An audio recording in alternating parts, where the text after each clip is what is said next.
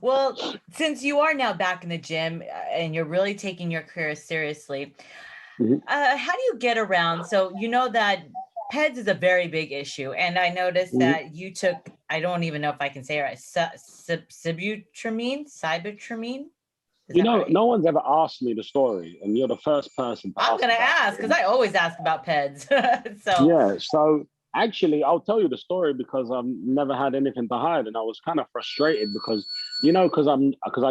everyone thinks I was rich, and then as a rich trust fund kid and boxed. No, I was from the ghetto in London, Hounslow, and I worked in the curry house as my first job as a dishwasher for £1 an hour, right? So mhm. then by the time I'd boxed, I already made success of myself from scratch, right? So it wasn't like, oh, I'm some rich kid, let me box. Hey, here's 50 grand, get me a fight. No, it wasn't like that at all. So to the point, and I was never trying to win. I was just trying to win one fight. I just wanted to fight once. So just Yeah. bear that in mind. So actually, the story goes like this. I'm training at the Fifth Street Gym, and I started training with Dino to win a white collar boxing title of London, right? Because I was just doing it to lose weight. I was 262 pounds when I started. I fight at 175 now, just to give you a perspective of Wow. where I was mentally as a human being. Okay. So I did the first fight, did say so now I've won like 10 in a row of these kind of like white collar, like accountants fighting each other, whatever. But I was a professional athlete pre getting super fat and getting dumped by my girlfriend and all that stuff.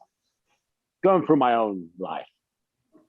So it got to the point where now I could fight for the title of that kind of unlicensed league in London. And so I came to Miami on vacation. I meet Dino. I start training. I start sparring real guys because there's only really mainly professionals here. And I start holding my own, not on day one, but definitely after week 5, 6, 7, 8. And then I win in London. I win again. I win again. And now I've kind of won. Then I moved up to unlicensed boxing, won all of that. And then he was like, why don't you just have a professional fight and fight on a shitty show and just tell your grandkids you had a professional fight? Yeah. I mean, at this point, I'm 33 years old. We're not trying to beat Dimitri Bivol anytime soon, right? Okay. Yeah, that's why I noticed you just went pro at 2015. I was wondering why so late in your career, late in Yeah, life. because I didn't start boxing until I was 30 years old. Oh, that's interesting. Yeah, Okay. yeah, yeah. So that's why this PEDS conversation is. It's great to be able to tell you the story because what it transpired is I'm now training in the gym, and there was a fighter here called Bilal Lagoon. He was a cruiserweight, went to light heavyweight. And obviously, at this point, I didn't understand the humbleness of boxing gyms, and I'm pulling up in a McLaren or whatever car. And the coach approaches me and he says to me, look, this guy, 4,000 a month or three, whatever the number was, give him this money and you'll take 20% and he's your fighter and he's already ranked 15 in the world, right? I'm like, sure. So I thought I'm 1-0. I'm sponsoring a fighter in my same division who is, I think is going to be a next world champion. And I'm just trying to spread love around the gym. Yeah. Okay. Nice. And then fight again. Small little shows in down in Dominican Republic where you show up, you weigh in and you fight and gives you experience like any new fighter coming through, right? So then I get back to England and I knocked everyone out in the unlicensed leagues, right? By one fight. And I get a call from David Haye, Yeah. right? The cruiserweight and heavyweight world champion. He's like, hi, I've heard about you from someone. I heard you knocked a lot of people out and you're 2-0 now as a pro and you knocked 2 people out. And do you want to fight at the O2 Arena on my next show? I'm Wow. thinking, I'm thinking, is this a wind up? So I don't believe it's David Haye because Yeah. I was getting a lot of hate already about, I was getting a lot of hate already about professional fighter. Am I really? Am I not? You know what I mean? From the real boxing fans, as they call it. Okay. So I meet David in Zuma. He says to me, look, come spar this kid. I'm about to sign him. Let's see how you go. Maybe I'll sign you both. Maybe you both out the show. Anyway, I go down the gym. First round is kind of even. Second round, he gets off his crossroad and he says to me, why are you being so nice to him? I'm like, because that's your guy. He's like, knock the fucker out.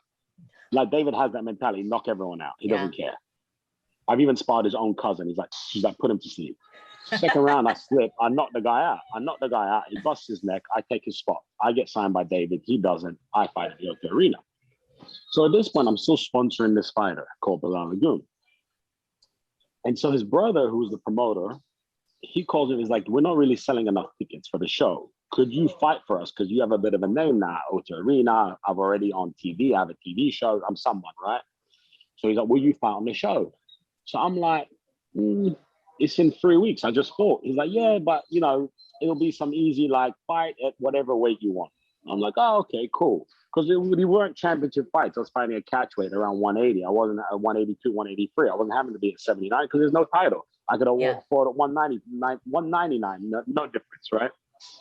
So I'm like, oh, and I feel bad because I'm sponsoring this kid. So I kind of feel obligated to fight. So I go, I party, I have a few parties. I throw a couple of my real business for a few parties. One was with Paris Hilton back here in Miami. And I come back to the gym. And at the front of the old gym, there was like a GMC style store, right? And I said to VITOR, man, my energy is killing me because I've just been in England, come back to America, and I got to fight in 2 weeks. And I got to, you know, and he's like, oh. So he says to me, go ask the guy at the front of the desk what you can take to kind of give you some energy. I'm like, cool. So I walk. But remember, right? I'm not a professional, like I'm a 2-0, 3-0 guy. I hadn't made any money. I've lost money boxing, right? So there's no upside. I've got it. So I go to the guy. He gives me this thing. It says Guarana Perfect Shape, right? Straight from the thing, $39. Give him $39, and he goes, take one a day after your breakfast. Cool. I take one a day after my breakfast. I show up to Belgium. I weigh in at like 188, which is like my normal weight, you know, walking around now. And the guy, turns out he went to points with Daniel Gill. It was actually a much harder fight than I thought. I kind of got a little bit stitched up, but I managed to knock him out in the second round, and I bust my hand on his head, was the truth. And they go, oh, you got to do a drugs test. I've never done a drugs test before because A, I don't do drugs, so I never thought anything about it. And B, there was no test in Dominican. There wasn't a test at the O2 because I wasn't vying for a title. So I'm like, oh, no problem. I take the bottle. It took me forever to pee. I finally pee. I keep fighting. 6 months go by. Oh, you've tested positive for a substance. What's a substance? Sabrutamine. What's sabrutamine? Impossible, right? So I say, test my second sample. They test my second sample. I keep fighting. They say, oh, your second sample has. Okay, so now I Google sabrutamine. And it was a drug made by Boots in England that was kind of like a weight loss agent, but it wasn't anabolic in any way. It's kind of like a banned supplement because it gave you heart palpitations and people died from it. So it was like a medical reason, not a performance reason why it was banned. So I'm like, you know what? No problem. I'll fix this. I go to Belgium. I buy a brand new Perfect Shape from their website, right? I send it to the lab in Antwerp. This is WADA, right? That I'm doing with the Belgian boxing board. Just a bit of a caveat, just so you know. I've now stopped sponsoring this kid because we had a difference of opinion of how he should be conducting his lifestyle. Let's leave it at that because he's a good kid. Okay. So someone else buys him out from me. I lose a few bucks, but I'm square, right? So I go to this Belgian Boxing Commission. I mean, imagine how small the Belgian Boxing Commission is. So to potentially say it could be slightly corrupted is possible, right? I mean, Belgium's smaller than Miami, you know, like it's a small place. It's small. So let's say hypothetically, when you're the biggest promoter in the smallest town in Europe, you might have some pull against the boxing board, right? Hear me out. This is a theory. I'm not accusing you of anything. So I get the Perfect Shape sent to Antwerp, sealed. They test it. Lo and behold, it has sabrutamine in it. I go to sue the company. The company have no assets, and they only make this one thing. And they're like a small time thing out of like Miami. I'm not going to make any money there. So the WADA, right? World Anti-Doping says he's proved that this was a contaminated substance in the court case. So it was the Belgian Boxing Board and WADA. And if you get the transcripts, you'll be able to check this out. And he says, so our recommendation is it was still in his system, but a 3-month ban, right? Well, I've already served it, right? This is now 9 months later. The Belgian Boxing Board give me 2 years. Yeah. Right? But wait, I don't want to name names of other fighters because everyone served their thing, but we know some very famous fighters that did anabolic steroids that got under 6 months, right? I know. So I get 2 years. So then the WBA call and they say, do you want to fight for this title? You're ranked, you want to fight? I say, yeah, but I got banned for this. They go, we don't even that's not even banned. That's not even a real banned thing.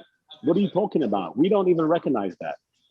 So I'm like, all right, you're the WBA, you know, you're the World Boxing Association. I'm being straight with everyone. But no, go fight. So I go fight. You know what they do? They ban me for another 2 years. Wow. So I had a 4-year ban for fighting a journeyman in Belgium at any weight I wanted for taking a contaminated substance that I proved in the lab in Antwerp. So if you want to call me a PEDS guy, sure, you know, but if you want to take other comparables and put it in my world and tell me, was I treated fairly or there wasn't some corruption down there? Well, that's a whole different thing, and that's up to you to make your opinion. But you can go online and you can go and ask for the Belgian transcripts and check it out. And that's exactly what happened to me. And that's why I got banned for 4 years for taking a supplement. And BoxRec won't recognize my WBA title win, but Fight Stack do. And when I wrote to BoxRec, they were like, we don't recognize it. I'm like, okay. They're like, you don't like it, sue us.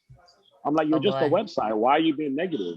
Like, I don't even know you, man. So that's what I'm saying is there's perks of being me because you get to fight on Triller.